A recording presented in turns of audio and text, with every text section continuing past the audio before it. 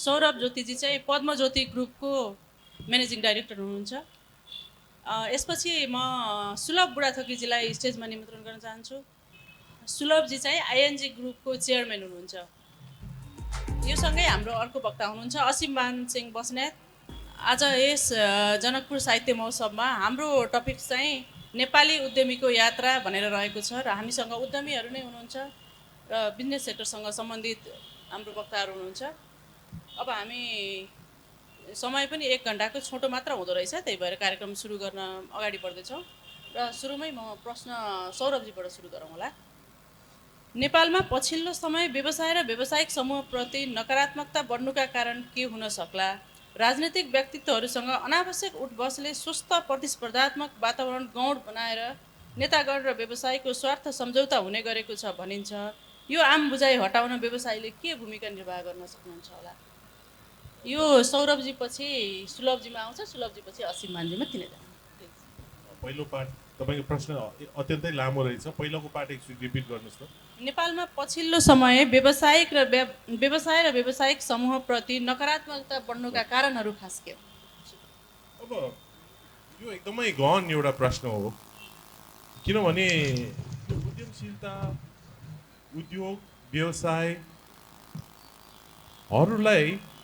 छिमेकी राष्ट्रहरूमा या विकसित मुलुकहरूमा तपाईँले हेर्नुभयो भने एक किसिमले जुन सुरक्षा र सम्मान भन्छु म दिइन्छ, नेपाल सरकारले दिनुपर्ने, त्यो यहाँ हामी कमै देख्छौँ।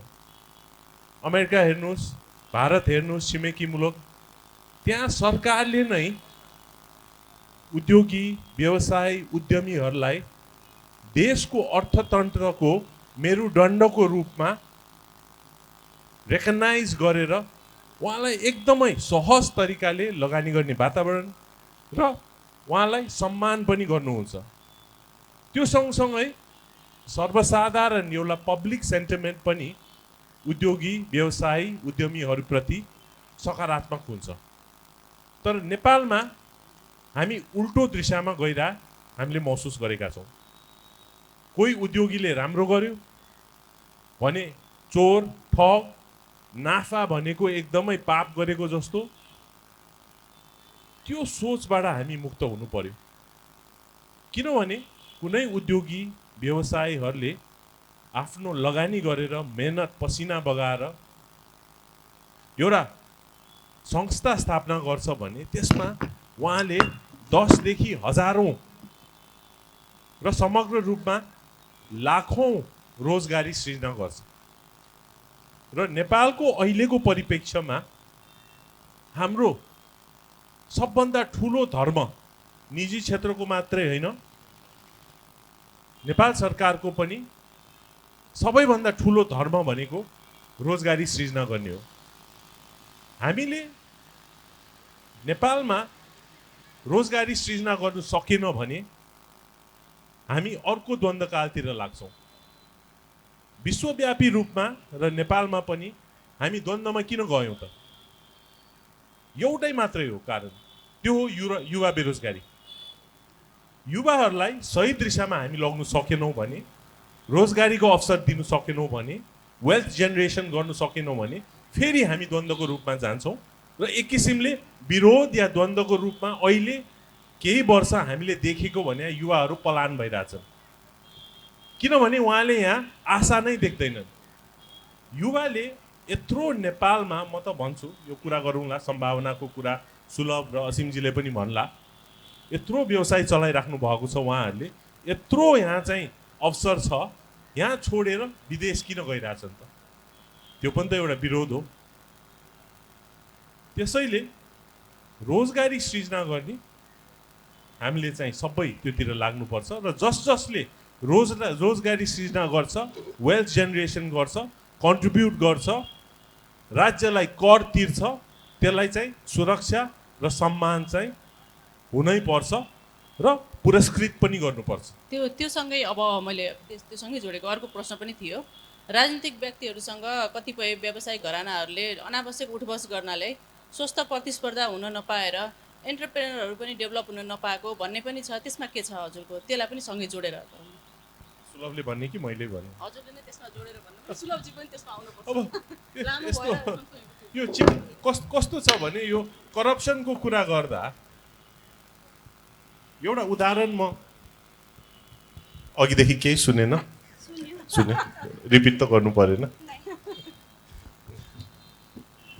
यसको एउटा करप्सनको कुरा गर्दा मलाई के लाग्छ भने एउटा महात्मा गान्धीले भनेको थियो नि, महात्मा गान्धीजीले के भनेको थियो भने be the change you wish to see, होइन? के परिवर्तन तपाईँले सोचेको हो या त्योतिर लागेको, आफै त्यो परिवर्तनको एउटा तपाईँ चाहिँ पात्र हुनु पर्यो र तपाईँबाट सुरु हुनु पर्यो।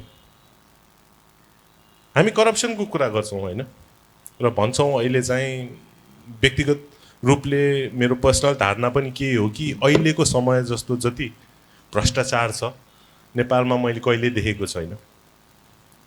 गलत कुरा गर्न एउटा भ्रष्टाचार गर्ने भने एउटा कुरा हो, आजकल त सही कुरा गर्न पनि केही चाहिँ नभइकन हामीले सही कुरा गर्न पनि नियम पालना गरेर कम्प्लायन्स गर्नु पनि गाह्रो अवस्था भइसकेको छ। तर मेरो व्यक्तिगत धारणा के हो भने तपाईँ कसरी प्रस्तुत हुनुहुन्छ, मेरो एउटा तपाईँको एनर्जी भन्छ नि, जस्तो असीम सुलभ म साथीहरू भेट्न साथै एउटा उत्साह हुन्छ, यत्रो काम गरेर आएको छ उहाँहरूले, हाम्रो एनर्जी एउटा पोजिटिभ एनर्जी र डिस्कसन चाहिँ हुन्छ।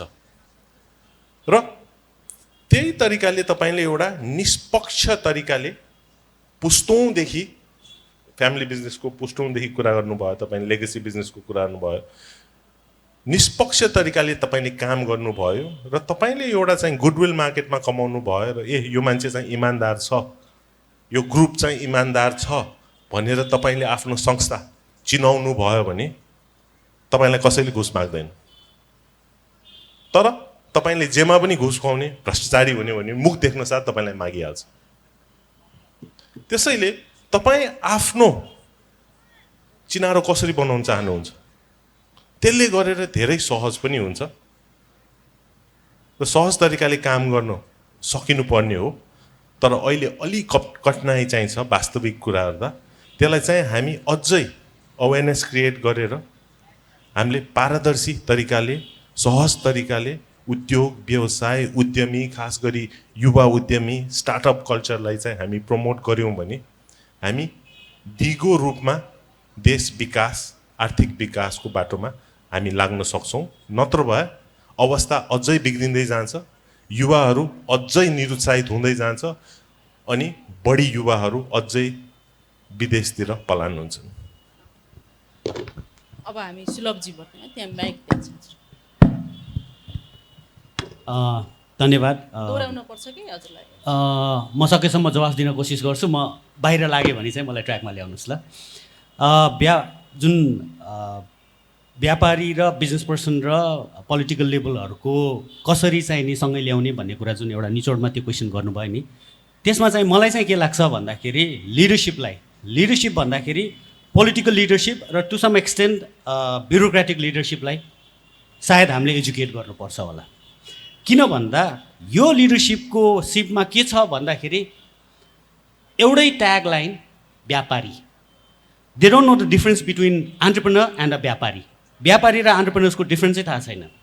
उहाँहरूको नजरमा डेट एक्सपायर भएको चिज लिएर आएर यहाँ त्यो डेट एक्सपायरी डेट मेटेर चाहिँ नि जनताको स्वास्थ्यसँग खेलबाड गरेर इम्पोर्ट गरेर बेच्ने पनि त्यो पनि व्यापारी। राम्रो प्रडक्ट र सर्भिसेस लिएर आएर यहाँ लाइफ इम्प्रुभ गर्छु भन्ने त्यो पनि व्यापारी। नेपालमै केही गर्छु भनेर सोसल एन्टरप्रेनर भएर नेपालमा रोजगारी क्रिएट गर्छु, नेपालमा चाहिँ नि केही क्रिएट गर्छु, नेपालबाट एक्सपोर्ट गर्छु भन्दा त्यो पनि व्यापारी। उहाँहरूलाई यो लिडरसिपलाई चाहिँ फर्स्टमा व्यापारीको पनि प्रकारहरू हुन्छन्, सबैलाई एउटै टोकरीमा राखेर नहेर्नुहोस् भनेर एजुकेट गराउनुपर्छ होइन। हाम्रो विडम्बना के त भन्दाखेरि सबैलाई एउटै टोकरीमा राखिदिनुहुन्छ। अघि सौरभले भने जस्तै न सुरक्षा दिनुहुन्छ न सम्मान दिनुहुन्छ उहाँहरूले। किन? व्यापारी भनेको के त भन्दा ठग लुटार माफिया होइन, कसले राखिदियो यो कुराहरू छ। नम्बर 1 चाहिँ उहाँहरूलाई एजुकेट गराउनुपर्छ। एकजना मन्त्रीज्यूले नै भन्नुभएको, अहिलेको बहालवाला मन्त्रीज्यूले भन्नुभयो, मैले कतै देखेको थिएँ एउटा क्लिप, इलन मस्क नेपाल आउनुभएको थियो स्टारलिङको लागि, अनि के गर्नुभयो त इलन मस्क जस्तोसँग यो कुरा हुँदाखेरि के गर्नुभयो त, त्यो त एउटा व्यापारी त हो नि। तरिका यो छ, बुझाइ यो छ हाम्रो लिडरसिपको भन्दा नम्बर 1 जड कहाँ छ त भन्दा लिडरसिपलाई के सिकाउनु पर्यो त भन्दा यही एन्टरप्रेनर्स यही व्यापारीहरूले कमाएर राज्यको ढुकुटी पनि चलाएको छन्। हो अफकोर्स ठुलो चङ्कमा अहिले रेमिटेन्सबाट आएको छ, तर त्यो रेमिटेन्सबाट आउनेलाई पनि त्यो युवाहरूलाई नेपालमै राखेर गर्ने हो भने त बिजनेसले गर्छ नि त। उहाँहरू चाहिँ म ब्युरोक्रेट र पोलिटिकल लिडरसिपलाई के दिन्छु भन्दाखेरि जे छ भित्र त्यो भनिदिनुहोस्। भित्रभित्र हो यो त यसले त राम्रो गरेछ, बाहिर भनेपछि त्यो त व्यापारी हो नि। यो कुरा चाहिँ छाती खोलेर भन्नुहोस्, यो डिफ्रेन्सहरू गरिदिनुहोस्। अनि सेकेन्ड क्वेसनमा मैले अलिकति जोडेँ, जुन व्यापारी र राजनीतिज्ञहरूको साँठगाँठले गर्दाखेरि पोलिसी यस्तो बन्छ कि नयाँ आउनलाई चाहिँ नि नयाँ आउनेहरूलाई अपर्च्युनिटी नै मिल्दैन भन्ने कुरा, त्यसमा त म मान्दिनँ। किन भन्दा म पनि नयाँ नै हो। म आजभन्दा 22 वर्ष अगाडि 1500 रुपियाँमा जागिर खान्थेँ भनेदेखि आज 1700जना इम्प्लोइ छन् मेरो भन्दा रोक्याएर हिँड्छ नि त त्यसले भन्दा त्यो कुरामा चाहिँ म मान्दिनँ। अफकोर्स त्यो व्यापारी र लिडरसिप पोलिटिकल लिडरसिप अथवा ब्युरोक्रेटसँगै बस्दाखेरि त्यसलाई पार्टनरसिप बनाऊ न, किन साँठगाँठ बन्ने। त्यसमा भन्दाखेरि जुन भाष्य एउटा निर्माण भएको छ, बिजनेस पर्सन र पोलिटिकल लिडर सँगै बस्यो भनेदेखि बिग्रिन्छ होइन। त्यहाँ देश बनाउनको लागि, बिजनेस बनाउनको लागि, रेभेन्यू जेनेरेट गर्नको लागि यिनीहरू सँगै बसेका छन् भनेर जति पनि स्टेक होल्डर्सहरू हुनुहुन्छ, मिडियादेखि लिएर सोसाइटीदेखि लिएर ब्युरोक्रेटदेखि लिएर पोलिटिकल लेभलले चाहिँ नि होइन यहाँ चाहिँ पार्टनरसिप हुँदैछ सो द्याट उहाँहरूले चाहिँ बढी रेभेन्यू देशको लागि जेनेरेट गर्दै हुनुहुन्छ भनेर त्यो भाष्य निर्माण गरौँ न हामी भन्दा कमजोरी चाहिँ म त्यहाँनिर देख्छु। यो हस्, धन्यवाद, तपाईँले समेट्नुभयो। अब हामी असीमजी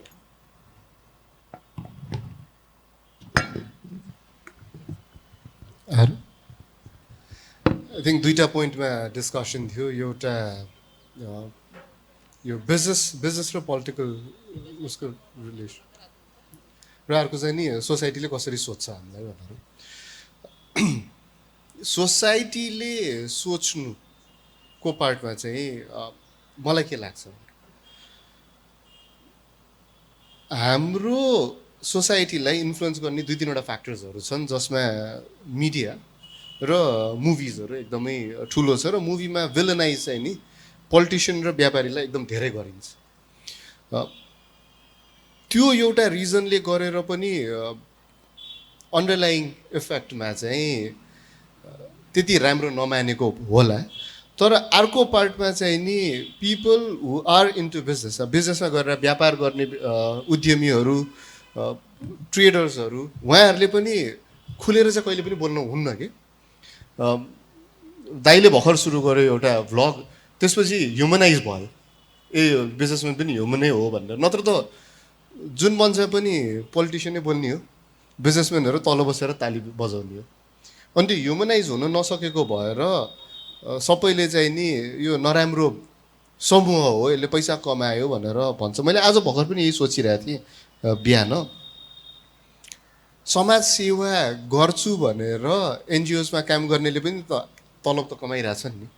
सो समाज सेवीले त तलब कमाउँछ वा आम्दानी गर्छ भने एउटा व्यापारीले नगर्नु त त्यो त मिल्दैन, त्यो गर्दैन, भोकेको पनि मर्दैन। त्यही कारण अन्टरप्रेनर्सहरूले अब बल्ल बिस्तारै यो भ्लग्सको माध्यमबाट, टक सोजको माध्यमबाट वा पडकास्टबाट चाहिँ आफूलाई ह्युमनाइज गर्दै लगिरहेछ। त्यसपछि अब यो बिस्तारै चेन्ज पनि हुन्छ होला। र पोलिटिसियन र ब्युरोक्रेसी बिजनेस कम्युनिटीको रिलेसनको कुरा गर्दाखेरि यदि त्यो रिलेसन डिट्याच भयो भने देशको अर्थतन्त्र नै बिस्तारै बिग्रिन थाल्छ। किन भन्दा सानो एउटा इक्जाम्पल दिन्छु। हामीले केही कुरा फेस गरिरहेछौँ भने हामीसँग 2-3वटा बाटो छ त्यहाँ जाने, कि मिडियामा गएर कराउने, अनि मिडियामा कराएपछि लिडरसिप ब्युरोक्रेसी र पोलिटिसियन्सहरूले सुन्देला भन्ने, कि ब्युरोक्रेसीमा गएर तलबाट फाइललाई बिस्तारै बिस्तारै बढाउँदै जाने, वर्षौँ लाग्छ त्यो। फेरि बिचमा त्यो एउटा ब्युरोक्रेट चाहिँ अर्को ठाउँमा ट्रान्सफर भएपछि फेरि सुरुबाट गर्नुपर्छ। वा माथि गएर लिडरसिप त्यो ब्युरोक्रेसी र पोलिटिसियन लिडरसिप दुइटैलाई एकैचोटि भन्ने। छिटो रिजल्ट चाहिँ नि आफैले गएर अपोइन्टमेन्ट लिएर 15-20 मिनट बुझाउन पाइयो भने भइरहेको व्यथितिहरू चाहिँ सल्भ हुँदै जाँदो रहेछ। अब यसलाई नराम्रो कसरी भन्ने भनेर म सोध्छु कि यो प्रोसेसमा चाहिँ उहाँहरूसम्म कुरा पुग्न गाह्रो, पुर्याउनको लागि यो स्टेप चाहिँ सबैले लिएको छ र लिनुपर्छ। तर त्यहाँ गएर पोलिसी लेभल करप्सन गरिरहेछ भने त्यसलाई पनि त समात्ने त धेरैवटा मिडियम्सहरू छ। अब कोही व्यापारीले गएर भेट्न पाएको छैन कति घुस दिनलाई यो पुग्यो भनेर सोच्नु चाहिँ त्यो चाहिँ नि एउटा मिथ्या कुरा हो जस्तो लाग्छ मलाई। हस्, धन्यवाद। खास यो प्रश्न मैले सुरुमै राख्नुपर्ने थियो, तर पनि उहाँहरू एउटा सक्सेसफुल बिजनेस रन गरिरहेको साथीहरू हुनुभएको भएर सुरुमा हामीले बिजनेसलाई जोडौँ, अब हामी एन्टरप्रेनरसिपलाई अलिकति जोड्छौँ। तपाईँलाई व्यावसायिक यात्रा तय गर्न केले प्रेरित गर्यो? सुरुवाती चरणमा भोग्नु परेका कठिन चुनौतीहरू के थिए? ती चुनौतीबाट कसरी अलिकति भए पनि पार भए जस्तो लाग्छ? त्यो हामी हजुरबाटै सुरु गरौँ, सौरभजीबाटै सुरु गरौँ। र त्यो यो प्रश्न किन सोधिरहेको छु भने यहाँ धेरै युवाहरू हुनुहुन्छ, उहाँहरूलाई केही म एन्टरप्रेनर बन्छु, म केही गर्छु भन्ने उहाँहरूको हुटुटी छ, तर कहाँबाट सुरु गर्ने भन्ने एकदमै त्यो घुमरीमा हुनुहुन्छ उहाँहरू। यही प्रोग्राम पनि मैले यसो हेरेँ होइन, यहाँ धेरै जसो स्वयंसेवक साथीहरू प्राय युवा हुनुहुन्छ, 11-12 पढ्दै गरेको हुनुहुन्छ, केही गर्ने उहाँहरूलाई हुटुटी छ, तर कहाँबाट सुरु गरौँ भन्ने कन्फ्युजनमा हुनुहुन्छ। त्यसले प्रश्न पनि उहाँहरूलाई जगाउँछ होला भनेर यो प्रश्न राखेँ। सौरभजीबाट सुरु गराउन प्लिज। धन्यवाद। मनिषले चाहिँ आइदिनु पर्यो दाइ जनकपुर लिटरेचर फेस्ट, केही छैन आफ्नो बारे बोल्नु भनेर भन्नुभयो, तर तपाईँले त एकदम कठिन प्रश्नहरू सोध्नु भएको छ। र सुलभकै कुरामा जोडेर एउटा म के भन्न चाहन्छु भने नेपाल सरकार र गभर्मेन्ट र प्राइभेट सेक्टर निश्चित कुराहरूमा हामी जुनसुकै क्षेत्रमा लगानी गरे पनि गभर्मेन्ट हाम्रो साझेदार होइन त? हो नि त, हामीले त हरेक इन्कम ट्याक्स 25% देखि 30% त उहाँलाई तिर्नै पर्छ नि त। त्यसैले एउटा इन्क्लुसिभ ग्रोथ र लगानीको वातावरण र एउटा स्पष्ट वान विन्डो पोलिसी लिएर चाहिँ उद्यमशीलता विकास हुनलाई चाहिँ नीति नियमदेखि लिएर वातावरण चाहिँ सृजना गर्यो भने चाहिँ एउटा विन विन सिचुएसन हुन्छ। किनभने ट्याक्सदेखि लिएर कर धेरै हामीले चाहिँ बुझाइरहेको हुन्छौँ। अब तपाईँको प्रश्नमा आउँदा मलाई के लाग्छ भने यहाँ आउँछ होइन, सुलभ छ, असीम छ, सबै सफल व्यक्तिहरू यत्रो काम गरिरहेछ भन्छ, तर म सफलताको कुरा गर्न चाहन्न। तपाईँले सफलताबाट केही सिक्नुहुन्न। Let's talk about failures. कहाँ चुक्नु भएको छ तपाईँले, के समस्या भएको छ र त्यो समस्या किन सेयर गर्नु जरुरी छ भने, आफ्नो फेलियर किन सेयर गर्नु जरुरी छ भने अहिले आएको उद्यमीहरू व्यवसायहरूले त्यो गल्ती सुधार गरोस्, आफूले फेरि त्यो गल्ती नगरोस् र आफ्नो उद्यमशीलता उद्योग विकास गर्न त्यो गल्ती हाम्रो गल्तीबाट सिकेर सुधार्यो भने उहाँको सफलताको चान्स र जुन समय सफलताको मञ्चसम्म पुग्नलाई समय चाहिँ कम हुन्छ। म कलेज गएँ, इन्जिनियरिङ पढ्न गएको थिएँ, 4 वर्षको कोर्स थियो, 6 वर्षमा सकियो। अब किन नसोध्नुहोस्, किनभने भोलि जाँच थियो, पढ्दै थियो, साथीको किताब चोड्यो, पढ्यो, ठ्याक्क 35 को 35 ल्याउँथ्यो, पास हुन्थ्यो, कहिलेकाहीँ फेल पनि हुन्थ्यो। हाम्रो 4 वर्षको इन्जिनियरिङ कोर्स, तर 3 वर्ष 6 सेमेस्टर जतिसुकै मार्क आए पनि केही फरक पर्दैन थियो। त्यो डिग्री सर्टिफिकेटमा चाहिँ सुलभ कहाँ त्यस्तो नहोला उसको कलेजमा, तर हाम्रो डिग्री सर्टिफिकेटमा चाहिँ 7 र 8 सेमेस्टर भने 2 सेमेस्टर फाइनल इयरको जुन एभरेज हुन्थ्यो त्यो मात्रै एभरेज चाहिँ डिग्री सर्टिफिकेटमा हुन्थ्यो। भनेपछि किन पढ्ने त 3 वर्ष? लास्ट इयर मजाले पढेँ, अहिले तपाईँ मेरो अफिसमा आउनुभयो भने पछाडि मेरो सर्टिफिकेट छ, Saurabh Jyoti passed industrial engineering and management first class भनेर 70% आयो। यो किन मैले सेयर गरेको भनेपछि हामी भन्छौँ नि, don't work hard, work smart. तपाईँको स्ट्रेटेजिक अप्रोच के हो, उद्देश्य के हो? अहिले यति टुल्सहरू छ तपाईँमा, टेक्नोलोजीदेखि लिएर सिस्टम्सहरू, त्यसैले चलाख भएर काम गर्नु। मेहनत त गर्नुपर्छ, तर मेहनत सँगसँगै चलाख भएर काम गर्नु। मैले हिमाल सेरामिक खोलेँ 5 खालमा, यत्रो राम्रो उद्योग थियो, राटो माटो, हाम्रो traditional big trial reading fail भयो, डुब्यो। किन डुब्यो भनेपछि म भर्खर कलेजबाट फर्केको थिएँ, माटो राम्रो थियो, तर मेसिनरी सोर्सिङ गरेको मैले इन्डियाबाट त्यो क्वालिटी गुणस्तरको ल्याउनु सकेन, इक्विपमेन्टमा फल्टी थियो। गुणस्तर नभएपछि त्यो प्रडक्टमा बिक्री भयो, रिपिट कस्टमर आएन, टोटल फेल भयो। फिलिप्स टिभी बेच्थे, म्युजिक सिस्टमहरू बेच्थे झन्डैले 20 वर्ष अगाडि। फर्स्ट टाइम इलेक्ट्रोनिक्समा हामीले किस्ताबन्दी सुरु गऱ्यौँ। एकदम राम्रो बजारबाट बिक्री भयो, तर ठुलो नोक्सान भयो, किनभने जति बिक्री गरे पनि व्यापारीहरूले पैसै नतिर्ने, क्रेडिट पोलिसी। त्यसबाट मैले के सिकेँ भने हरेक काम गर्दा तपाईँले एउटा त फिलिप्सकै उदाहरण, कहिल्यै उधारोमा काम नगर्ने, बरु व्यापारै नगर्नुहोस्, सानै भए पनि गर्नुहोस्, क्यास या सिक्योर्ड क्रेडिटमा काम गर्नुहोस्। इन्डस्ट्रीमा चाहिँ एक्सपर्ट्स चाहिन्छ, क्वालिटीमा कम्प्रोमाइज नगर्ने। र यो सबै एउटै कुरा के हो भने एउटा मेन्टर भन्छ नि, गुरु भन्छ नि, उद्यमीहरूले चाहिँ जहिले पनि एउटा मेन्टरसिप भनेको एकदमै महत्त्वपूर्ण कुरा हो। सबैले भन्छन् नि आफ्नो गल्तीबाट सिक्नु भनेर, कतिजना मान्नुहुन्छ आफ्नो गल्तीबाट सिक्नुपर्छ भनेर? हात उठाउनुहोस् त। फेरि म भन्दैछु, work smart, don't work hard. जब तपाईँ अरूको गल्तीबाट सिक्नु सक्नुहुन्छ, आफू किन आफ्नो गल्तीबाट किन सिक्ने, आफू किन लड्ने? एकजना गुरु पर्सनल लाइफ या प्रोफेसनल लाइफमा राख्नुभयो भने धेरै कामहरू तपाईँ एलन मस्क भएर माझमा जानला छ भने मात्रै केही तपाईँले मेन्टरले गाइडेन्स नगर्ला, तर जुनसुकै काम 99% गरिसकेका छ, सिकिसकेका छ, त्यो गुरु र मेन्टरसँग सोध्यो भने हेर फ्याक्ट्री सेटअप गर्दा यो क्वालिटी कन्ट्रोल यसरी गर्ने, प्याकेजिङ यसरी गर्ने, मार्केटिङ यसरी गर्ने, यहाँ कम्प्रोमाइज हुनु हुँदैन, ट्याक्सको कम्प्लायन्स यसरी हुन्छ, क्रेडिट पोलिसी सिक्योर्ड यसरी दिने भन्यो भने त्यो गल्ती सुधार गरेको भए मैले त्यो गल्ती सबै दोहोऱ्याउनु नपर्ने जस्तो लाग्छ। र म त्यो विभिन्न इन्डस्ट्रीमा जहाँ जहाँ मैले हात लागेँ त्यहाँ पनि सफलता हुन्थ्यो। त्यसैले एउटै मेसेज, एकजना जुनसुकै क्षेत्रमा मेन्टर राख्नुहोस्, त्यसबाट गल्ती उहाँको अनुभवबाट के गल्ती हुनसक्छ, त्यो क्वालिटी प्रोडक्सन कसरी गर्ने, म्यानेजमेन्ट सिस्टमहरू कसो हुनुपर्छ, कम्प्लायन्स के हुनुपर्छ भन्यो भने तपाईँको व्यवसायको यात्रामा तपाईँको व्यवसायको सफलताको चान्स 3 to 4 टाइम्स बढी सफल हुने तपाईँ हुन्छ। सो त्यही एउटा मेन्टरसिपको मात्रै कुरा गरिरहेछु। हस्, थ्याङ्क यू। मैले यहाँ रहनुभएका युवाहरूलाई मेरो एक्सपिरियन्सको आधारमा मैले भने, म गलत पनि हुन सकौँला यसमा, मैले गरेको कामहरू भने हाम्रो अहिले लहर के छ भन्दा देश छोड्ने लहर छ, देश खाली गराउने लहर छ।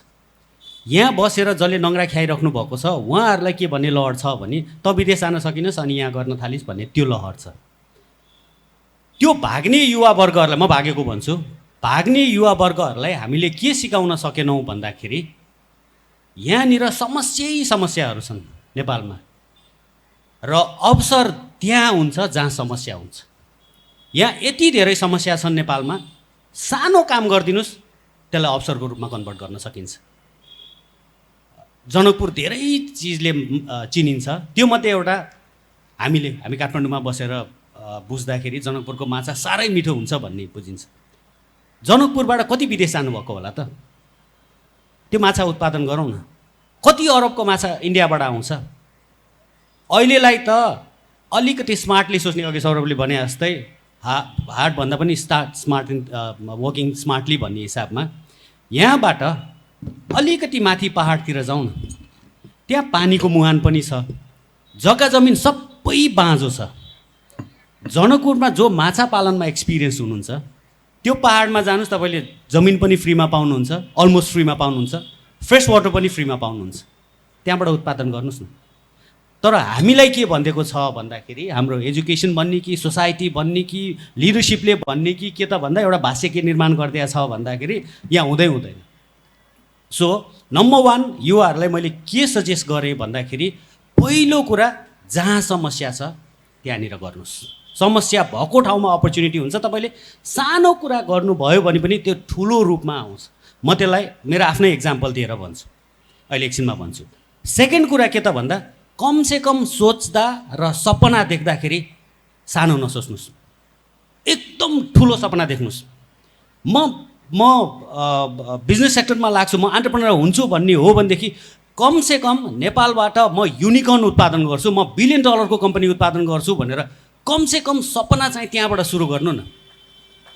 हामी त कहाँ सोध्छौँ भन्दाखेरि नेपालभरि छाउँछु भनेर सपना देख्छौँ, विश्वभरि छाउँछु भनेर सपना देख्नुहोस् न। अनि सेकेन्ड कुरा हामीलाई के लाग्छ त भन्दा मैले अहिले यो भनिराख्दाखेरि पनि के लाग्छ त, कहाँ हुन्छ? हुँदैन नि नेपालमा त? हुन्छ, नेपालमै हुन्छ। अब मेरो एक्जाम्पल जोड्छु यसमा, म लगायत हजारौँको एक्जाम्पल यही नै हो। मसँग अगाडि अशोक भाइ बसिराख्नु भएको छ, उहाँको एक्जाम्पल पनि त्यही हो। हामी नेपालमा बस्छौँ, नेपालमा जसले नङ्ग्रा ख्याएर काम गरेको छौँ त्यसमा छ 2-4 वटा कम्पोनेन्ट्सहरू छ, उहाँहरूको हुन्छ। मेरो व्यक्तिगत कुरा गर्ने हो भनेदेखि 22 वर्ष अगाडि 1500 रुपियाँ जागिर खान्थे, आज 1700 जना इम्प्लोइ पुऱ्याएँ। किन भन्दा मैले ठुलो सोचेँ, एजुकेसनबाट स्टार्ट गरेँ। एजुकेसन स्टार्ट गर्दाखेरि नेपालको एजुकेसनले अलिकति भएन है, मलाई चाहिँ नि नेपाल छोड्ने लहर त्यतिखेर पनि थियो। बाहिरको युनिभर्सिटी, युकेको चाहिँ नि गभर्मेन्ट युनिभर्सिटी ल्याएर म नेपालमा पढाउन सकेँ भने त यसले त काया पलट गर्छ, नेपाललाई एउटा एजुकेसनमा चाहिँ नि एउटा बेन्चमार्क सेट गर्छ भनेर लागे, सफल भएँ। आज नेपालमा सबैभन्दा हायर एजुकेसन पढ्ने विद्यार्थी आइएनजीसँग छ र हरेक सिटीमा जहाँ छ त्यहाँको सबैभन्दा महँगो कलेज पनि, मैले यसमा गर्व गरेर त भनेको होइन, महँगो कलेज पनि आइएनजीकै छ। 10,000 जनाभन्दा बढी विद्यार्थी हामीले अहिले होल्ड गरिरहेका छौँ। हामीसँग ब्याचलर्स र मास्टर्स पढ्ने विद्यार्थीहरू 10,000 जना छन्। त्यसपछि मैले अर्को सोचेँ, हेर्नुहोस् है, मैले युवाहरूलाई ठुलो सोच्नु भनेर मात्रै भनेको, मेरो सानो एउटा एक्जाम्पल दिएको। कोर्सेसहरू पढाएँ, ट्रेन के हुँदो रहेछ भनेर सोचेँ। अहिले त एआई र आर्टिफिसियल इन्टेलिजेन्सको कुरा छ, त्यतिखेर साइबर सेक्युरिटीको कुरा थियो। सबै आइटीको पछाडि दौडिरहेका थिए। यो आइटीले सेक्युरिटी दिने कहाँ छ त, जनशक्ति कहाँ छ त भन्दा हामीले साइबर सेक्युरिटीको कोर्स लिएर आयौँ। साइबर सेक्युरिटीको कोर्स लिएर आउँदाखेरि सुलभ बुढाथोकी बौला आयो। नेपालमा पनि साइबर सेक्युरिटी पढाउने हो, गोर्खाहरू चाहिँ ब्रिटिस गोर्खा मान्छे एक्सपोर्ट नगरेर सर्भिस एक्सपोर्ट गर्ने ठाउँ हो र यो भनेर मान्छेहरूले बौलाको ट्याग लगाए मलाई।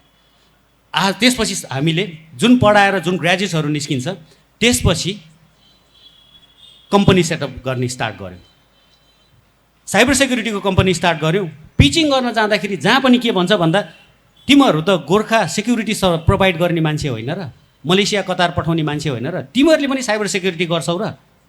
फर्स्टमा रिफ्युजल त्यहाँबाट हेर्नुहोस्। छोड्नु त हुँदैन है, लागेपछि लाग्नु। आज आइएनजीको साइबर सेक्युरिटी कम्पनी, नेपालको सबभन्दा ठुलो साइबर सेक्युरिटी कम्पनी, नेपालमा बसेर हामी टोयोटा हेडक्वार्टरको साइबर सेक्युरिटी गर्छौँ, युनाइटेड नेसन्स स्विजरल्यान्डको साइबर सेक्युरिटी हामी बालुवाटारबाट हेर्छौँ। हाउस जस्तो $19 बिलियन कम्पनीको हामी नेपालबाट हेरिरहेका छौँ। हुँदो रहेछ त? सोच्नुहोस्, त्यसमा लाग्नुहोस्, लिडेपनाले लाग्नुहोस्, छोड्दै नछोड्नुहोस्।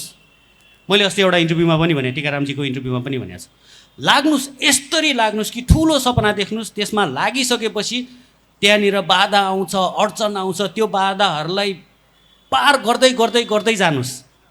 त्यो बाधा अडचनहरूलाई पार गरिसकेपछि पुगिन्छ, निश्चय नै पुगिन्छ। म जतिको सरकारी क्याम्पसमा पढेको मान्छे, साधारण परिवारको मान्छे, म फेरि सौरभ जतिको लकी होइन, म विरासतमा लिएर आएको होइन। म 2200-1500 रुपियाँबाट तलब खाएको मान्छे, सेल्फ मेड पर्सन हुँ, प्राउड छु म यसमा। भनेपछि मैले यो किन भनेको भन्दाखेरि कतिपय युवा वर्गहरूलाई मेरो अभिभावकहरू, मेरो बुवा आमाहरू मलाई बिजनेसमा इन्जेक्ट गरिदिन सक्नुहुन्न, उहाँहरूले पैसा लगानी गरिदिन सक्नुहुन्न भन्ने त्यो गलत माइन्डसेटमा हिँड्नुहुन्छ। त्यो होइन नि, म त एकदम साधारण परिवारबाट आएको।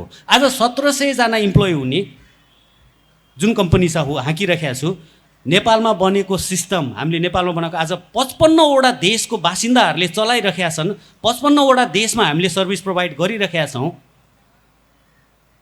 त्यो केले हुन्छ भन्दाखेरि त्यसलाई चिर्नुहोस्, त्यहाँभित्र छिर्नुहोस्, समस्याहरू आउँछ, छोड्दै त्यसलाई चिर्दै जानुहोस्, डेफिनेटली पुगिन्छ त्यहाँनिर। मैले चाहिँ नि युवा वर्गहरूलाई चाहिँ नि यो एउटा आफ्नो पनि उदाहरण जोडेर यो एउटा कुरा भन्न चाहेँ मैले। Thank you. हामी असीमजीमा आउँछौँ र असीमजीहरूले प्रत्यक्ष देखिने गरी युवाहरूलाई सानै भए पनि सानो खुड्किलो एउटा उद्यमको खुड्किलो चढ्न ठुलो योगदान पनि दिइरहनु भएको छ, देखिरहेको कुरा पनि हो। कृपया अब त्यसमा तपाईँ यति मिठो कथा सुनेर मैले क्वेसनै बिर्सिसकेँ। एकचोटि क्वेसन रिपिट गर्नु। तपाईँलाई यो व्यवसायिक यात्रा गर्न केले प्रेरित गर्यो? सुरुवाती चरणमा यसलाई अगाडि बढाउन पनि कस्ता चुनौतीहरू सामना गर्नुभयो भन्ने बारे थियो। यो त धेरैचोटि नै एन्सर दिइसक्यो क्वेसन पर्यो, तर फेरि सानो ब्रिफमा भन्नुपर्दा चाहिँ एउटा प्रब्लम सल्भ गर्न जतिको मजा अरू केहीमा पनि आउँदैन। त्यो प्रब्लम सल्भ गर्दाखेरि त्यो चाहिँ बिजनेसमा परिणत भयो मात्र, र लकी पनि भयो म भनौँ अब अहिलेसम्म यहाँसम्म लिएर आउन सक्यो। यो कुनै नयाँ मैले संसारमै नभएको कुरा गरे पनि होइन, नेपालमै नभएको कुरा गरे पनि होइन, सायद अरूभन्दा अलिकति भिन्न र सायद अलिकति राम्रो तरिकाले गरे भएर आम जनताले चाहिँ मन पराउनु भयो होला। तर यो आर्ट आउनु अगाडि चाहिँ दाइले भने जस्तो यति धेरै फेलियर्सहरू थियो कि घरमा चाहिँ यो छोरा निकम्मा नै भएर निस्किन्छ भन्ने लेभलसम्म पुगिसकेको थियो। एउटा मेरो सबैभन्दा ठुलो त्यो पढेर पनि नबुझे, आफैले पढेपछि मात्र बुझे चाहिँ क्यास फ्लो म्यानेजमेन्ट थियो। यङ अन्टरप्रिनर्सहरूले क्यास फ्लोलाई म्यानेज गर्न सकेन भने चाहिँ एकदमै राम्रो फङ्सन गरिरहेको कम्पनीहरू पनि डुब्छ। दाइको फिलिप्सको एक्जाम्पल वाज त्यो ब्याकअप क्यास ब्याकअप नभए त्यो डुब्ने हिसाबमा पुग्थ्यो नै। मेरो चाहिँ नि सबैभन्दा तितो अनुभव यहाँसम्म पुग्नुको अगाडि चाहिँ क्यास फ्लो म्यानेजमेन्ट थियो। मेरो ड्रिम प्रोजेक्ट एउटा सानो आई थिङ्क 20s हुँदाखेरिको प्रोजेक्ट डुबेको कारण चाहिँ मैले क्यास फ्लोलाई म्यानेज गर्न सकिनँ। के सोचेँ भने यो बिक्री हुन्छ, यसबाट पैसा आउँछ, त्यसबाट म अर्को सामान किन्छु, फेरि बेच्छु भनेर सोचिरहेँ। एक ठाउँमा अड्केपछि सबै प्लान चाहिँ चौपट भयो। आई थिङ्क द्याट इज एउटा मेरो एडभाइस यङ अन्टरप्रिनर्सहरूलाई, केमा बढ्ता फोकस गर्ने भन्दा आफ्नो क्यास फ्लो चाहिँ राम्रोसँग म्यानेज गर्नुपर्छ जस्तो लाग्छ मलाई। हस्, थ्याङ्क यू। अब हामी यही उद्यमशीलताकै कुरालाई, अहिलेको हाम्रो इकोनोमी भनेको हुन त उहाँले कर तिर्छु, मैले कर तिर्छु, कसले कर तिर्छ, तर करको पैसा कहाँ गएर खनाएछ, के भएको छ हामीले बुझेकै छैनौँ। र इकोनोमीको मेन भनेको अहिले रेमिटेन्स बेस्ड इकोनोमी छ, र रेमिटेन्स बेस्ड इकोनोमीलाई हामीले उद्यमशीलतामा कसरी जोड्न सकिन्छ, यसबारे सुलभजीबाटै सुरु गरौँ। म त रेमिटेन्सबाट खुसी हुनु हुँदैन भन्छु, बाध्यता हो, हाम्रो देश चलाउनु परेको छ।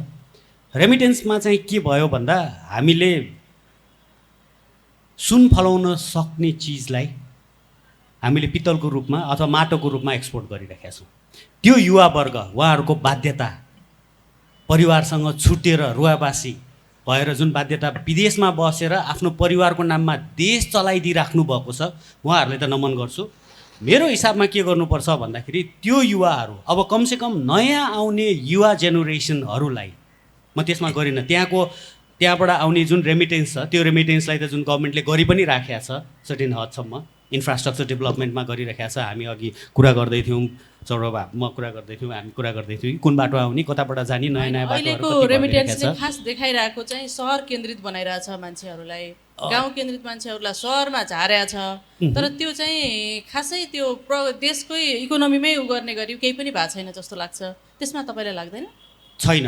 त्यसलाई कहाँनिर लगाउनु पर्छ रेमिटेन्सलाई भन्ने हो भने नि शिक्षा र टेक्नोलोजीमा, यो दुईटामा लगाउने हो भनेदेखि नि कायापलट हुन्छ। मैले टेक्नोलोजीसँग जोडेर भने अहिले हामीले गर्न लागिरहेको कुरा, टेक्नोलोजीले यो वर्ष 1.25 खर्ब एक्सपोर्ट गरे रहेछ नेपालबाट। 1 खर्ब 25 अर्बको हाराहारीमा यो वर्ष एक्सपोर्ट भएको रहेछ, जबकि सरकारको आँखा नै परेको छैन त्यसमा। सिएनआईले टार्गेट ल्याएको छ, सरकारले टार्गेट लिएको छ 10 वर्षमा 10 खर्ब निर्यात गर्नुपर्छ भनेर टार्गेट लिएको छ। त्यो हुन्छ पनि, हामी लागिसकेका छौँ त्यसमा। अलिकति पोलिटिकल लेभलबाट साथ दिनु पऱ्यो। र जुन रेमिटेन्सबाट आएको छ त्यो रेमिटेन्सबाट अब त्यो 10 खर्ब एक्सपोर्ट गर्नको लागि हामीले के चाहियो भन्दा रिसोर्स चाहियो। त्यो रिसोर्स बनाउनको लागि टेक्नोलोजीको लागि चाहिने इन्फ्रास्ट्रक्चर र एजुकेसनमा चाहिँ इन्भेस्ट गरौँ। एजुकेसनमा कसरी इन्भेस्ट गरौँ भन्दा अहिलेको एजुकेसन सिस्टम जुन छ त्यसलाई परिवर्तन गर्नुपर्छ। ब्रिटिसहरूले चाहिँ नि 100 वर्ष अगाडि लेबर उत्पादन गर्नको लागि इन्डियामा लिएर आएको एजुकेसन, त्यहाँबाट इन्फ्लुएन्स भएर हामीले आजको जमाना 21st सेन्चुरीको एआई हाक्न सक्ने जेनेरेसन त हामी निकाल्न सक्दैनौँ। टेक्नोलोजी इम्प्लिमेन्ट गरेर एजुकेसनमा राज्यले लगानी गरोस्, त्यो पैसाबाट कमसेकम अहिले जो हुनुहुन्छ, जो दुःख गरेर 52 डिग्रीको तापक्रममा बसेर कन्स्ट्रक्सनमा काम गरेर जुन पैसा पठाइदिइराख्नु भएको छ, उहाँहरूको छोराछोरीको भविष्य चाहिँ बन्छ। किन बन्छ भन्दा मैले एउटा सिम्पल एक्जाम्पल दिएँ, आइटी एक्सपोर्टको। आज इन्डिया कहाँ पुगिसक्यो आइटी एक्सपोर्टबाट? यो मानौँ सिम्पल एक्जाम्पल, युएसको कुनै एउटा सिम्पल काम गर्नुपर्ने जुन हामी पनि गर्न सक्छौँ, इन्डियाबाट गराउने हो भने इन्डियाले अहिले $5,000 पर मन्थ कोट गर्न थालेको छ। हामी अहिले के भनिरहेका छौँ भन्दा $1,500 हामी गर्न सक्छौँ, महिनाको $1,500 प्रति व्यक्ति हामी गर्न सक्छौँ भन्दा मेरो आफ्नै व्यक्तिगत के त एक्सपिरियन्स के त भन्दा मलाई 10,000 जना मान्छे चाहियो भन्छु हैन। त्यो 10,000 जना मान्छे ल्याउन सक्दैनौँ हामी। किन? हामीले एजुकेसनमा लगानी गरेकै छैनौँ, एजुकेसनलाई परिवर्तन गरेका छैनौँ। एजुकेसनमा के त भन्दाखेरि सर्टिफिकेट दिएर नम्बर लिएर आएर, अघि सौरभले भनेसँग जोडेँ मैले, नम्बर लिएर आए पास फेल बनाएर ठप्पा लगाएर पठाइदिएछौँ। काम गर्ने जनशक्ति निकाल्न सकेका छैनौँ। आइएम स्योर टेक्नोलोजीको भने जति मान्छे त पाइँदैन हाम्रो सानसानो कम्पनीलाई पनि। 1 लाख जनाको रोजगारी तुरुन्तै ल्याउन सकिन्छ। हामीले टेक्नोलोजीबाट बच्चाहरूलाई, अहिलेको जेनेरेसनहरूलाई चाहिँ नि हामीले टेक्नोलोजीमा इम्बेड गर्नु पर्यो होला, गर्ने हो भनेदेखि सुरुवात भएको छ। कम्प्युटर साइन्सको क्लास 9 मा करिकुलम चेन्ज भएको छ। 20 वर्षपछि हेर्नुहोस् है, टेक्नोलोजी हरेक 6-6 महिनामा चेन्ज हुन्छ। आइफोन हरेक 1-1 वर्षमा आउँछ। सामसुङ हरेक वर्ष नयाँ फोन निकाल्छ भनेदेखि हामीले हाम्रो बच्चालाई पढाउने चिज चाहिँ 20 वर्षपछि परिवर्तन गर्दैछौँ। त्यतिखेर पनि कतिपय मन्त्रीहरू आउनुभयो, यो त हुँदैन, यो म चेन्ज गर्न दिन्न भनेर खुट्टा टेकेर घुँडा टेकेर चाहिँ नि चेन्ज गर्न दिनु भएन। भनेपछि नम्बर 1 पहिला हाम्रो अगेन पोलिटिकल लिडर र ब्युरोक्रेटिकको माइन्डसेट गरौँ र त्यो आउने पैसा जुन छ त्यसलाई सदुपयोग कहाँ भन्दा एउटा राम्रो चङ्क चाहिँ एजुकेसन र टेक्नोलोजीमा लगानी गरौँ, हामी अगाडि बढ्न सक्छौँ। कमसेकम उहाँ भएको दाजुभाइ दिदीबहिनीहरूको छोराछोरीले देशमै बसेर एउटा विकसित मुलुकको जस्तो चाहिँ नि नागरिक हुनलाई परिकल्पना गर्न सक्नुहुनेछ र त्यो सम्भावना पनि छ। हस्, थ्याङ्क यू। असीमजी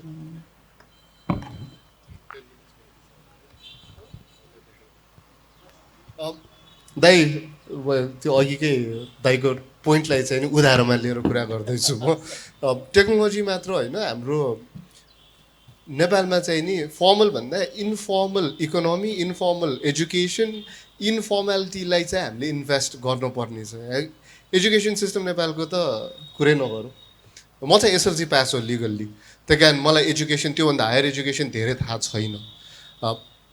तर मैले बुझेअनुसार यहाँको एजुकेसन सिस्टम चाहिँ नि दास मेन्टालिटीको लागि बनाइएको हो भन्ने कुरा छ। इम्प्लोइमेन्ट पनि त्यस्तै छ। फर्मल इम्प्लोइमेन्ट भन्दा इन्फर्मल इम्प्लोइमेन्ट, जुन चाहिँ अघि हामीले आइटीको कुरा गऱ्यौँ, टुरिज्मभन्दा बढ्ता चाहिँ पोहोर सालले कमाइसकेको छ र यो साल र अर्को 2-3 सालमा चाहिँ रेमिटेन्स जतिको पैसा चाहिँ आइटीबाट कमाउन लाग्छ भनेर रिपोर्टहरूले देखाइरहेको छ। त्यो पढाइ चाहिँ नि युनिभर्सिटी डिग्रीबाट आएको चाहिँ होइन, नेपाली युनिभर्सिटी डिग्रीबाट आएको चाहिँ होइन। उहाँहरूले इन्फर्मली नै पढ्नु भयो र इन्फर्मल एजुकेसन, इन्फर्मल इम्प्लोइमेन्टबाट त्यति चाहिँ आर्जन गरिराख्नु भएको छ। त्यो सँगसँगै चाहिँ नि पठाउ जस्तो कम्पनीले गिग इकोनोमीमा पनि त्यत्तिकै परिवर्तन लिएर आएको छ। अब चाहिँ नि जागिर 9 to 5 हुनुपर्छ वा अफिसै जानुपर्छ भन्ने होइन, आफूलाई सहुलियत लागेको समयमा आफूलाई मन लागेको कुरा गरेर पनि आम्दानी चाहिँ गर्न सक्छ।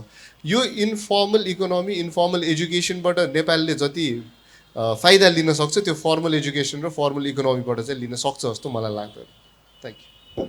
हस्, थ्याङ्क यू। अब हामीसँग 15 मिनटको मात्र टाइम बाँकी छ। अब सौरभजीलाई यही प्रश्न, त्यसपछि म अन्तिम प्रश्न गर्छु, अनि यता दर्शकहरूले पनि केही प्रश्न छ भने राख्न सक्नुहुन्छ। सो हाम्रो वक्ताहरूले भने जस्तो केही कुरा थप्न चाहन्छु म। एउटा चाहिँ यो युवाहरू पलायन हुने एउटा चाहिँ ठुलो एउटा कारण हो, एउटा चाहिँ मनस्थिति, एउटा माइन्डसेट। कस्तो हुन्छ भने त्यही एकजना युवा नेपालमा एउटा नेपालको कम्पनीमा काम गर्नु पर्यो भने हाम्रो 8 घन्टाको सिफ्टमा 2 घन्टा चाहिँ लन्च ब्रेक लिन्छ, 2-3 घन्टा टिकटक फेसबुकमा टाइम वेस्ट हुन्छ, लगभग 4-5 घन्टा मात्रै काम गर्छन् र 6 बजे भने ठ्याक्क घर पुग्नुपर्छ, 15 मिनट अगाडिदेखि तयारी गरेर घर जान्छ। तर त्यही युवा प्लेनमा चढेर बोर्डर पारी हुन साथ मरिमिटी विदेशी कम्पनीमा 12 घन्टा 14 घन्टा काम गर्न तयार हुन्छन् र गर्छन्। र तपाईँ अहिले जुनसुकै राष्ट्रमा जानुहोस्, मलेसिया जानुहोस्, कतार जानुहोस्, दुबई जानुहोस्, जापान जानुहोस्, ओहो नेप्लिज आर सो डेडिकेटेड, एकदम मेहनती मान्छेहरू हो, एकदम अनेस्ट मान्छेहरू हो भनेर उहाँले चाहिँ गर्व गर्छन् र एक किसिमले गर्व पनि लाग्छ नेपालीले एकदम राम्रो गरिरहेछन्। किन त यो नेपाल कम्पनीमा हामीलाई त्यति डेडिकेसन र प्रोफेसनल चाहिँदैन नि त। त्यो भएन भने हामीले चाहिँ विश्व स्तरमा सुलभले भने जस्तो केही कम्पनीहरू बाहेक विश्वव्यापी रूपमा पनि त हामी आफ्नो सञ्जाल फैलाउन सक्छौँ नि, चिनारो बनाउन सक्छौँ नि। We can have many more global Nepalese companies. त्यो प्रोफेसनलिजम र डेडिकेसन हामीले यो मनस्थिति चाहिँ हामीले बदलेर ल्याउनु चाहिँ पर्छ। दोस्रो कुरा, पलायन भइरहेछन् कसको कमजोरी? हामी सबैको कमजोरी हो। नेपाल सरकारको कमजोरी पनि छ, निजी क्षेत्रको कमजोरी पनि छ, जसले हामी सबैले चाहिँ एउटा यहाँ लगानीको वातावरण हामीले यहाँ सृजना गर्नु सकेनौँ, जसले गरेर उहाँलाई एउटा चाहिँ करियर डेभलपमेन्ट, एउटा चाहिँ राम्रो तलबमा हामीले यहीँ भविष्य देख्ने त्यो सपना हामीले साकार गर्न सकेनौँ। त्यो हामी सबैको गल्ती हो।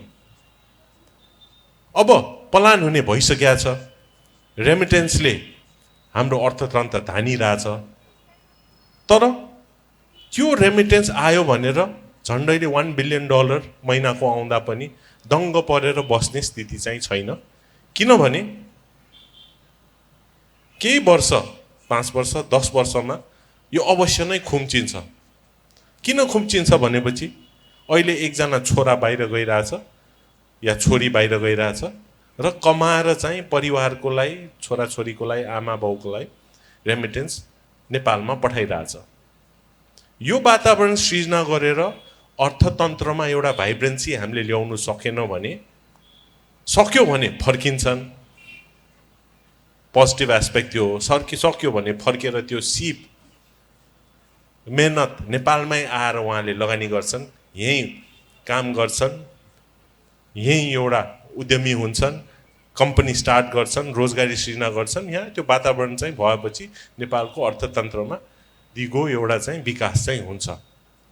तर त्यो वातावरण सृजना गर्न सकेन भने जुन रेमिटेन्स आफ्नो परिवारलाई पठाइरहेछ त्यो पनि रोक्छ। किन बिस्तारै ट्रेन्ड के छ भने एकजना छोराछोरीले पठाइरहेछ, आमा बुवा, दाजुभाइ, दिदी बहिनी, बिस्तारै उहाँहरूले परिवारलाई पनि विदेशमै सारिरहेछन्। भनेपछि सबै परिवार त्यही नै भइसकेपछि त नेपालमा त कहाँबाट आउँछ रेमिटेन्स? त्यो त अवश्य पनि सुकेर जान्छ। त्यसैले हामीसँग विकल्प छैन। हामीले अर्थतन्त्रमा रोजगारीको अवसर, एउटा लगानीको वातावरण, पोजिटिभ इन्भेस्टमेन्ट क्लाइमेट र अपर्च्युनिटी देखाएर त्यो प्रोफेसनलिजम ल्याएर त्यो अपर्च्युनिटी चाहिँ हामीले नेपाली कम्पनीहरूले र नेपाल सरकारको नीति नियमहरूले लिएर हामीले त्यो वातावरण बनाउनै पर्छ। नत्र भए हामी आउँदो केही वर्ष या दशकभित्र ठुलो सङ्कटमा चाहिँ पर्छौँ। धन्यवाद। हस्, धन्यवाद। अब हामी अन्तिम प्रश्न छ यहाँहरूलाई। दर्शकहरूको केही प्रश्न छ भने कृपया तयार गरिरहनु होला। अब 2 मिनटमा उहाँहरूसँग अन्तिम प्रश्न गर्छु म। व्यवसाय नेतृत्व, व्यावसायिकताका आयामबारे तपाईँका अनुभव र उतार चढावले सिकाएका कुराबारे नयाँ उद्यमी र स्टार्टअपलाई के सुझाव दिन चाहनुहुन्छ? असिमजीबाट सुरु गरौँ।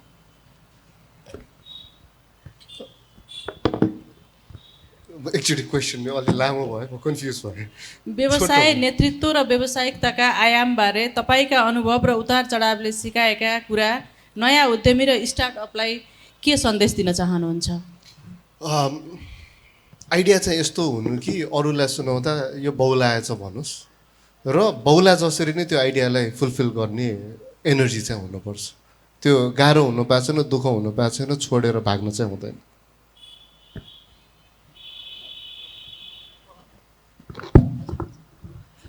कस्तो मिठो जवाब दिएको छ है, एकदम कम्प्लिटली अग्री।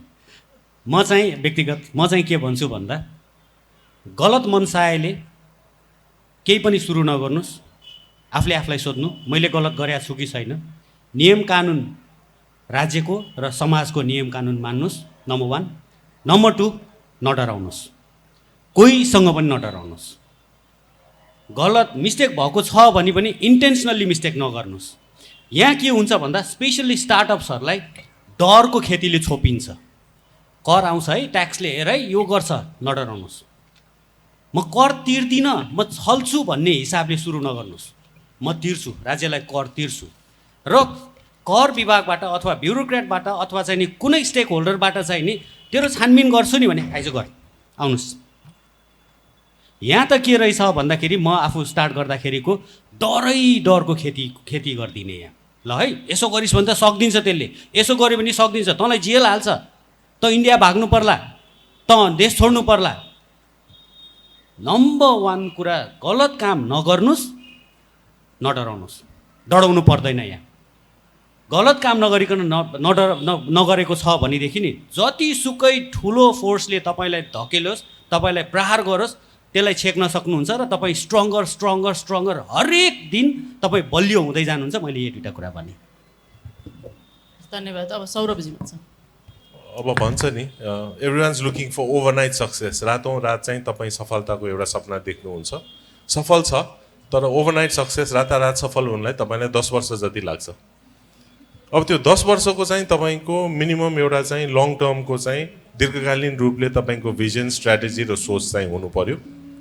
लगानी गर्न अगाडि केही पैसा तपाईँको जुन छुट्टाएको व्यवसायको लागि लगानी गर्नुभन्दा एउटा अध्ययन चाहिँ गर्नुहोस्। सानो प्रोफेसनल आएर भए पनि एउटा फिजिबिलिटी बिजनेस रिपोर्ट चाहिँ गर्नुहोस्। किनभने हाम्रो बानी के छ भने ओहो उसले त होटल खोलेको छ, म पनि होटल व्यवसायमा लाग्छु, उसले ट्राभल एजेन्सी खोलेको छ, सिमेन्ट उद्योग खोलेको छ, स्टिल उद्योग खोलेको छ, लयमा लाएर मार्केटको बजारको अध्ययनै नगरिकन पछाडि लायो भने चाहिँ तपाईँको सफलताको चान्सेस चाहिँ कम हुन्छ। 10 करोड लगानी गर्नुहुन्छ तर रिपोर्टको लागि 10 लाख खर्च गर्न तयार छैन। त्यसैले अध्ययन र त्यसमा अलिकति प्रोफेसनल मान्छे राखेर अध्ययन चाहिँ एउटा गर्नुहोस्, एउटा कुरा। दोस्रो, दीर्घकालीन रूपले तपाईँले एउटा रणनीति बन्नुहोस्। तेस्रो, अघि मैले भनेको कुरा एकजना गुरु र मेन्टरको रूपमा चाहिँ अवश्य राख्नुहोस्। त्यसले गरेर तपाईँको व्यवसायको सफलता चाहिँ तपाईँको चान्सेस चाहिँ धेरै गुणा बढ्छ। र अन्तमा एउटा स्केलेबल र सस्टेनेबल बिजनेस तपाईँले हेर्नुभयो भने ठिक छ, 1-2 वर्षमा तपाईँ बन्द गर्ने, अलिक कमाएर गर्ने भए तपाईँ पारदर्शी हुनु पर्दैन। तर पारदर्शी हुनु भएन भने न बिजनेस टिकिन्छ न स्केलेबिलिटी हुन्छ बढ्नलाई। त्यसैले ठुलो सोच्नु, जसले यति ठुलो सोच्नुहोस् कि तपाईँ पागल होस् भनेर भन्यो, सुलभले पनि भन्यो, असीमले पनि भन्यो। त्यो सोचलाई साकार गर्न पारदर्शी तरिकाले तपाईँले अगाडि बढ्यो भने मात्रै त्यो शिखरमा पुग्न तपाईँ सक्नुहुन्छ। हस्, धन्यवाद। दर्शकको कुनै प्रश्न छ भने ल्याऊ।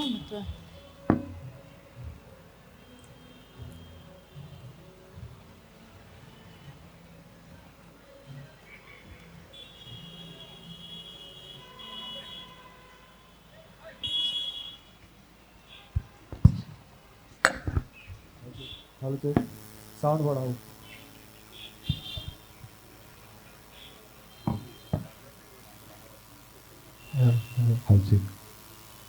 Mic testing.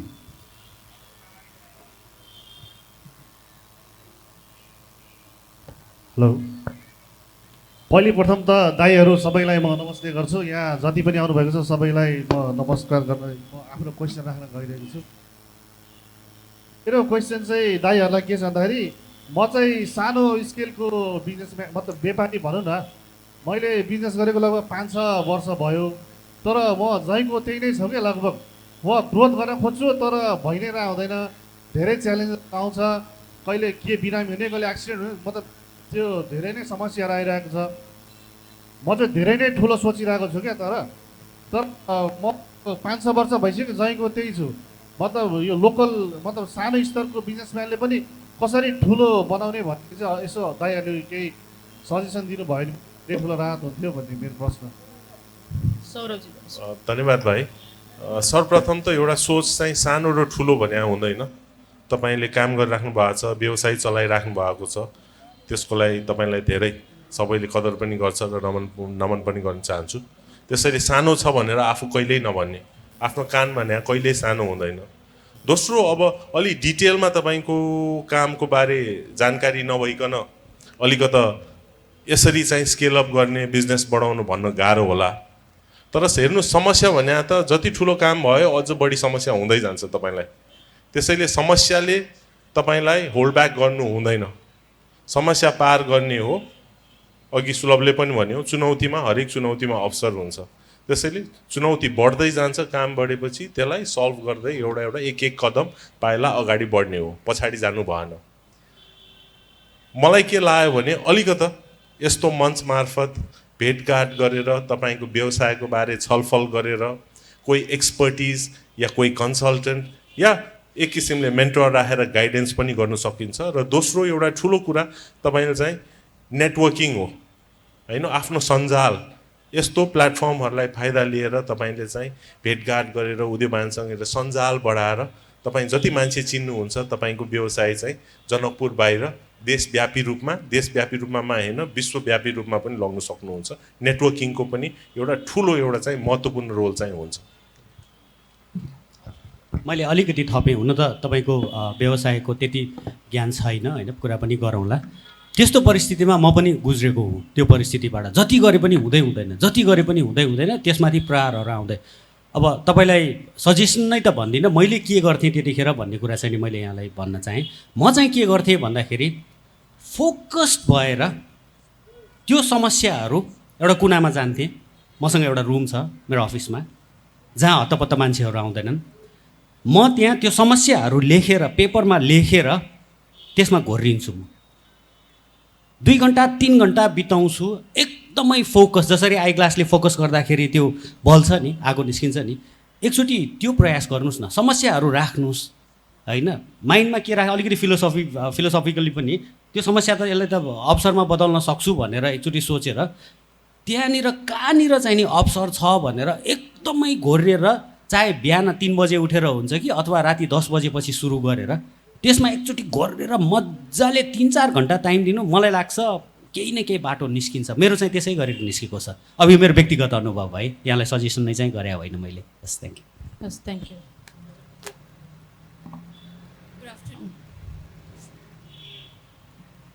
Hello sound, hello check, sound बढाउनुहोस् अलिकति। Good afternoon, sir. Good afternoon, everyone. Sir, first, I would like to tell you I have a small startup. First question, मेरो दुईटा question छ, I'm really sorry. First question, startup हजुरले सुरु गर्दाखेरि you faced होला नि certain administration problemहरू. How did you deal with that? I have been facing a lot of those. त्यो कसरी deal गर्नुभयो हजुरले? सुलभ सर, हजुरको अर्को प्रश्न पनि सँगै राखिदिनु भयो हुन्छ। सौरभ सरको लागि you've talked about mentoring गर्नु यता, you need a guru for your growth. Is there a platform you have actually said, oh, there is something we can actually go ahead and learn something from somewhere? Because त्यस्तो खालको platform as such हामीले देखेको छैन. We have not known about it. So is there something we could learn from? Please tell us. Online, offline, anywhere. Thank you so much. Sulabhji, म तपाईँको क्वेसनलाई answer गर्ने प्रयास गर्छु र त्यो पनि अगेन मैले के गरेँ भन्ने कुरा म एउटा एक्जाम्पलबाट यहाँलाई भनेँ। मैले के चाहिँ गर्नुपर्दो रहेछ भन्दाखेरि नि, सुरुमा गर्दा हडल्सहरू एडमिनिस्ट्रेसनबाट सबैबाट आउँछ, अभियसली आउँछ। Humble staying on the ground, त्यो त छँदैछ होइन।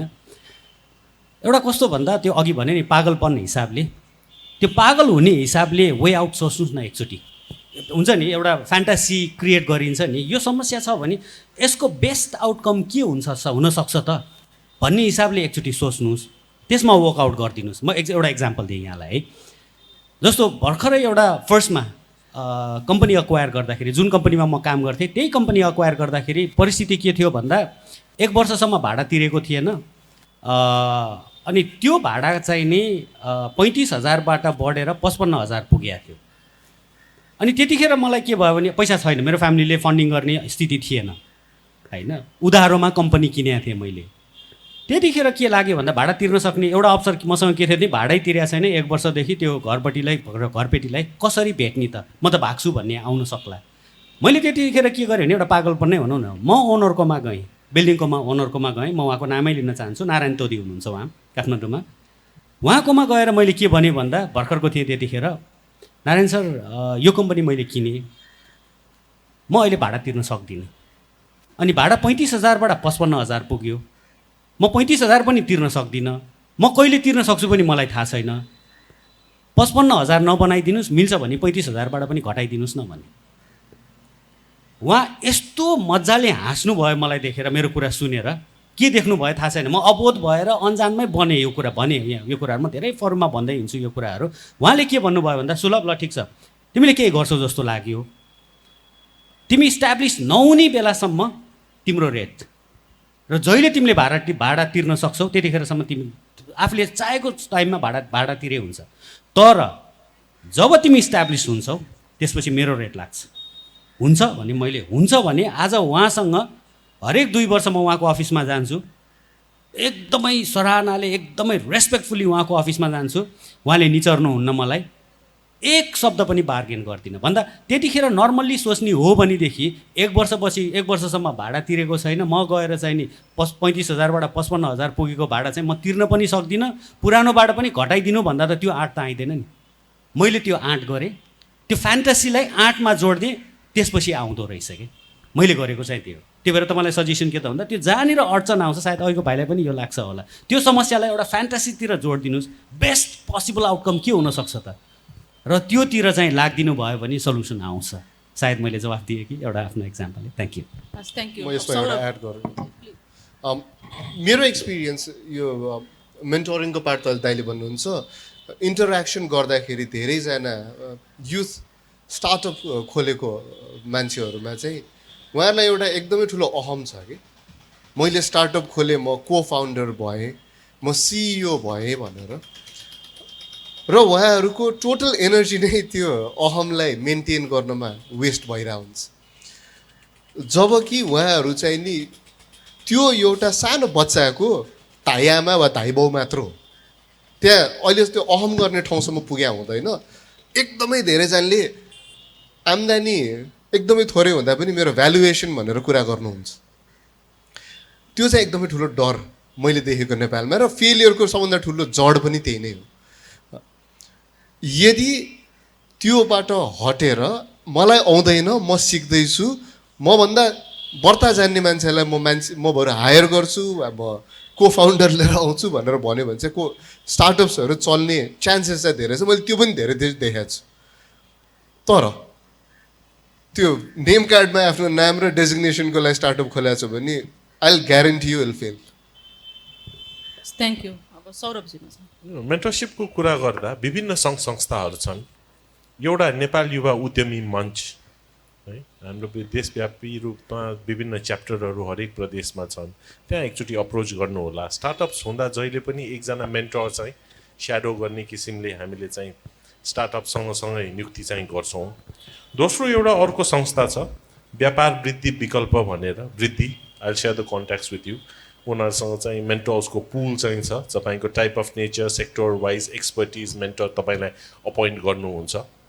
तेस्रो व्यक्तिगत रूपले तपाईँले मेन्टर खोज्दा चाहिँ मलाई के लाग्छ भने तपाईँले भन्नुहुन्छ सौरभ सर प्लिज मेन्टर भइदिनु होला, असेम सर, सुलभ सर मेन्टर भइदिनु होला। अब हामीले पनि प्रयास चाहिँ गर्छौँ, ओके पनि भन्ला। तर के हुन्छ भने तपाईँले त्यस्तो मान्छे समय नै दिनु सकिँदैन तपाईँलाई, होइन। हामी मेन्टरै भए पनि महिनामा एकचोटि कुरा होला, त्यस्तो होइन। मेन्टर चाहिँ यस्तो हुनुपर्छ जो चाहिँ अलिकति अग्रज र अलि रिटायर्ड र तपाईँलाई समय दिनु सक्नुपर्ने। हप्तामा एटलिस्ट 1 दिन तपाईँ बसेर 2-3 घन्टा छलफल गरेर यसरी बिजनेस प्रोग्रेस भइरहेछ, अकाउन्ट्स, मार्केटिङ, स्ट्राटेजी डिस्कस गर्न सक्ने। त्यसैले तपाईँले मोस्ट इफेक्टिभ चाहिँ अलिकति अग्रजहरू, जुन रिटायर्ड मान्छे who can give you time, understand your business, बसेर बुझेर सम्झाउन सक्ने मान्छे भयो भने द्याट मेरो अनुभवमा चाहिँ is the most effective form of an mentor. हस्, थ्याङ्क यू। अब यो सँगै आजको हाम्रो 1 घन्टाको कार्यक्रम पनि यहीँ सकिएको छ। यतिन्जेल ध्यान दिएर ध्यानपूर्वक त्यहाँ बसेर सुनिदिनुभएका दर्शकहरू र आफ्नो समय म्यानेज गरेर आइदिनुभएका वक्ताहरू र यो प्लेटफर्ममा जिन्दगीमै पहिलोपटक यसरी मोडरेट गर्ने अवसर दिनुभएकोमा जनकपुर लिटरेचर फेस्टिभल टिम लगायत सबैलाई धेरै धन्यवाद। यो मेरो पहिलोपटक हो, बिचमा केही गलत भएको हुनसक्छ, केही नमिलेको हुनसक्छ, त्यसलाई पहिलोपटक नै रहेछ भनेर लिइदिनुहुन्छ भन्ने आशा गर्दछु। धन्यवाद।